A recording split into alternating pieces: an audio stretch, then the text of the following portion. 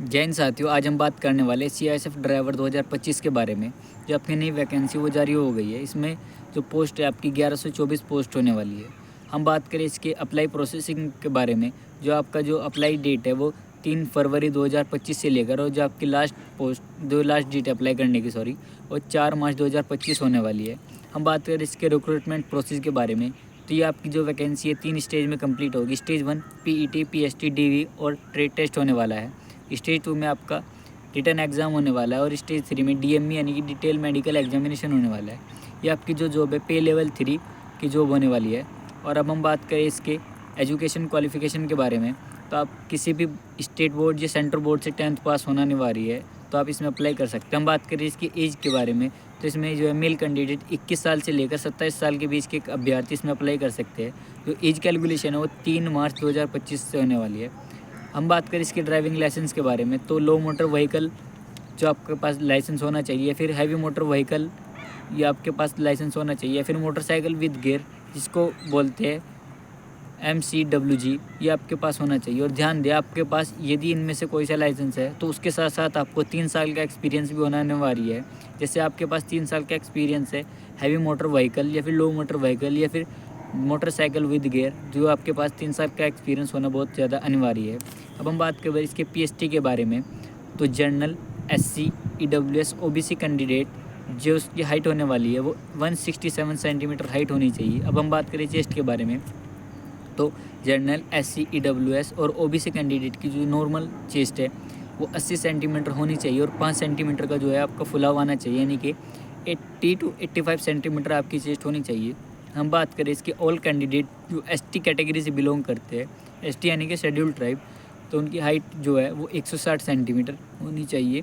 और अब हम बात करें इसके चेस्ट के बारे में, ST कैटेगरी, तो 76 सेंटीमीटर आपकी जो चेस्ट है वो नॉर्मल होनी चाहिए, और 81 सेंटीमीटर आपकी फुलाव के बाद आनी चाहिए, यानी कि 76 से 81 सेंटीमीटर, इसमें भी आपका 5 सेंटीमीटर का फुलाव है वो आना बहुत ज़रूरी है। अब हम बात करें इसके PET यानी कि फिजिकल एफिशिएंसी टेस्ट के बारे में। इसमें आपकी 800 मीटर की रेस होने वाली है। इसमें जो आपको टाइमिंग दिया जाएगा वो 3 मिनट 15 सेकंड दिया जाएगा। और अब हम बात करें इसके लॉन्ग जंप के बारे में, तो ध्यान रहे आपको लॉन्ग जंप के लिए केवल 3 चांस मिलेगी। यदि आप 3 चांस में से एक भी बार क्वालिफाई कर जाते तो आप क्वालिफाई है। लॉन्ग जंप जो आपका होने वाला है वो 11 फीट का लॉन्ग जंप होने वाला है।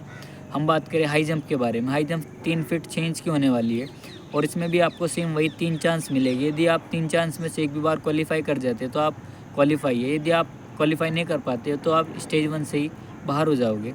और अब हम बात करें इसके ट्रेड टेस्ट के बारे में। ट्रेड टेस्ट में इसके जो है इस बार नंबर मिलने वाले, और नंबर आपको पासिंग मार्क्स लाना अनिवार्य है, तभी आप स्टेज 2 यानी कि रिटन एग्ज़ाम के लिए बैठ पाएंगे। वरना अगर आप स्टेज 1 से आउट हो जाते हैं तो आप स्टेज 2 में नहीं बैठ पाएंगे।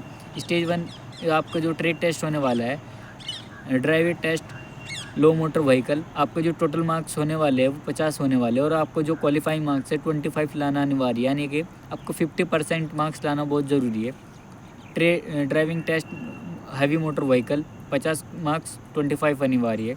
और जो थर्ड आपका जो है वह practice knowledge for motor vehicle, इसमें आपको 30 जो टोटल मार्क्स होने वाले हैं, और आपको पासिंग मार्क्स केवल 15 लाना अनिवार्य है, यानी कि आपको ट्रेड टेस्ट में भी पास होना इस बार अनिवार्य है। यदि आप ट्रेड टेस्ट से बाहर हो जाते हैं तो आप स्टेज 2 के लिए नहीं जा पाएंगे। और हम बात करें जो बच्चे PET, PST और ट्रेड टेस्ट पास कर पाएंगे, केवल वही अभ्यर्थी इसमें स्टेज 2 यानी कि रिटन एग्ज़ाम में बैठने वाले हैं। और रिटन एग्ज़ाम की हम बात करें, इसमें क्या क्या आने वाला है, GK GS 20 question 20 marks, math 20 question 20 marks, ability aptitude 20 question 20 marks, analytic aptitude 20 question 20 marks, और हिंदी इंग्लिश में से आपको एक चूज़ करना होगा। ध्यान रहे आप वो सब्जेक्ट चूज़ करना हिंदी इंग्लिश में से जो आपको सबसे सूटेबल लगता हो, आप जिसके साथ कंफर्टेबल हो, यानी कि आपकी इस तरह करके 20 मार्क्स हर एक पार्ट होने वाला है। तो आपके 100 क्वेश्चन 100 मार्क्स के होने वाले हैं, और इसमें आपको 120 मिनट मिलेगी, यानी कि 100 क्वेश्चन 2 घंटे में आपको कंप्लीट करने हैं। और इसमें जो स्टेज 3 के लिए कैंडिडेट जाएंगे वो केवल आपकी जितनी वैकेंसी है उसके 2 गुना, यानी कि आपकी पोस्ट है 1124 आपकी वैकेंसी आई है, इसका 2 गुना होता है 2248। जो आपकी डिटेल मेडिकल एग्जामिनेशन यानी कि DME के लिए बुलाए जाने वाले हैं, वो केवल 2248 अभ्यर्थी को ही DME के लिए कॉल आएगा। और ध्यान रहे इसमें आपको DME में बैठने के लिए आपको बहुत अच्छे से मेहनत करनी पड़ेगी। यदि आपने अभी तक मेरे चैनल को सब्सक्राइब नहीं किया तो सब्सक्राइब कीजिए ताकि आने वाली इन्फॉर्मेशन आपको सबसे पहले मिल सके। Thank you for watching.